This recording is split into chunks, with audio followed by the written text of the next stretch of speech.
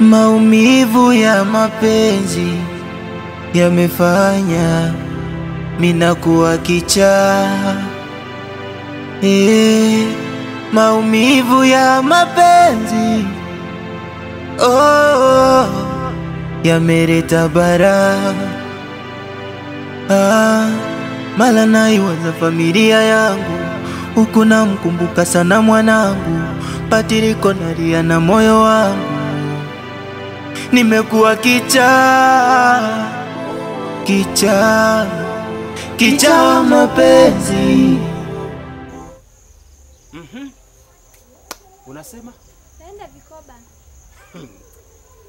Yaani wewe njoo nitakutoa koromeo. Nini? Mbona unanikata jamani? Nisikilize. Naomba unisikilize.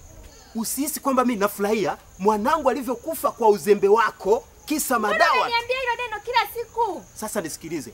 Akili zako ni fupi. Maswala ya kuniambia kwamba unaenda kule kwenye Vikoba, sijui Bakoba, Bukoba, achana navyo. Changanya Mbaliga urudi ndani. Huku. Jamani. Nasema huku. Shit. Sipendi wanawake wa namna hii. Mimi nafurahia tu. Yaani unifanyia upuzi wako tu. Nieleza Vikoba. Vikoba kitu gani? Subiri. Love baby.